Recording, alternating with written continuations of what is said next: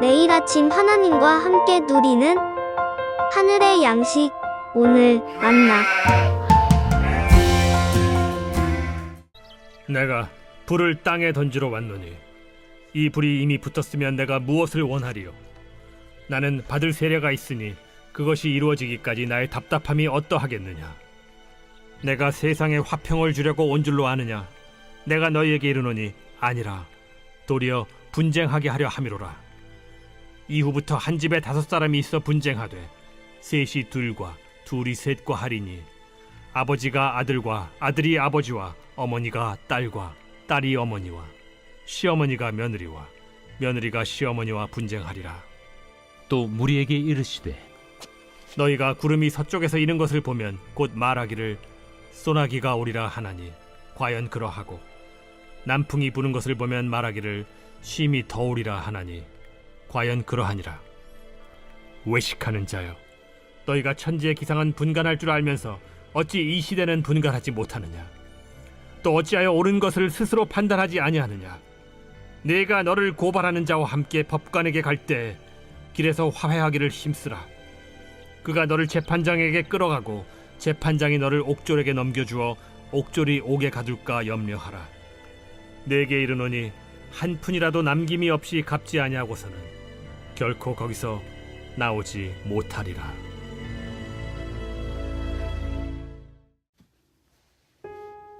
오늘 누가복음 12장 49절은 이렇게 시작합니다.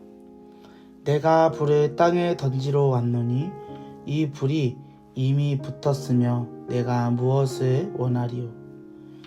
여기서 예수님께서 땅에 불을 던지러 오셨다라고 표현합니다.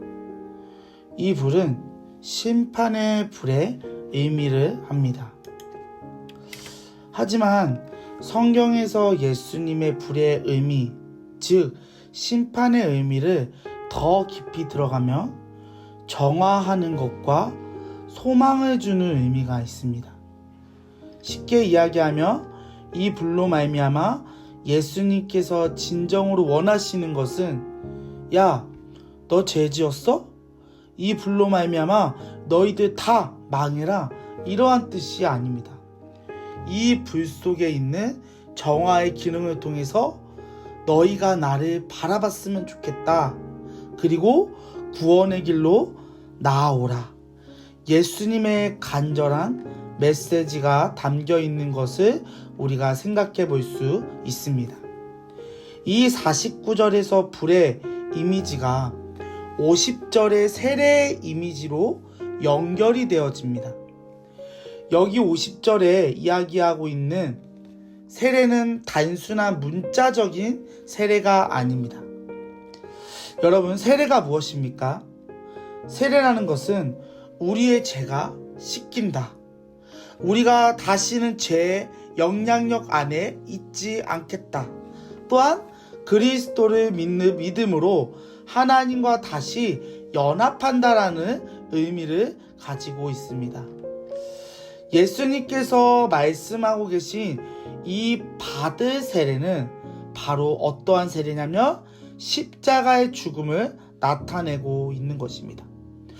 따라서 예수님께서 앞으로 받게 될 십자가의 죽음의 의미하고 있는 것입니다. 이 예수님의 십자가의 죽음을 통해서 예수님을 믿지 않는 자는 심판으로, 예수님을 믿는 자들에게는 죄로부터 자유함이 있고 하나님과 연합하는 놀라운 은혜가 있는 것입니다. 따라서 이 불과 세례는 따로 국밥처럼 말씀하신 것이 아니라 같은 이야기들을 다루고 있는 것입니다.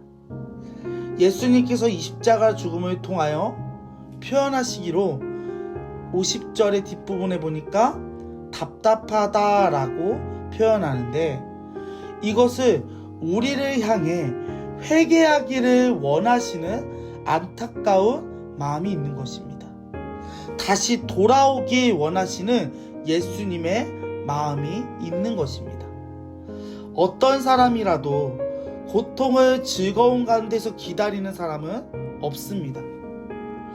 예수님께서는 십자가를 기다리면서 우리를 사랑의 마음으로 늘 바라보고 계시는 것입니다. 다시 돌아오길 원하시는 마음입니다. 사랑하는 성도 여러분, 우리도 예수님의 마음과 같이 이 세상을 품고 사랑해야 합니다. 예수님께서도 영혼들이 돌아오기를 원하셨듯이 우리도 예수님의 마음을 알아 다른 영혼들을 그리스도의 사랑으로 바라보면서 기다려주며 그 영혼들을 품고 다시 예수님께로 돌아오게 하는 성도님들 되시길 주님의 이름으로 소망합니다. 계속해서 51절 말씀을 이렇게 이야기합니다. 예수님께서는 화평을 주러 오신 것이 아니다. 분쟁을 주러 오셨다.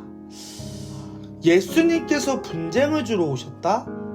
그렇다면 예수님이 분쟁의 주범이라는 말씀입니까? 절대 그러한 말씀이 아닙니다. 예수님은 분명히 이 어두운 세상 가운데 어떠한 마음으로 오셨냐면 화평을 주러 오셨습니다. 하지만 세상이 예수님을 거부하는 것입니다. 사랑하는 성도 여러분, 빛과 어둠이 하나가 될 수 없듯이 세상과 복음, 즉 죄와 복음은 하나가 될 수 없습니다. 왜 그럴까요?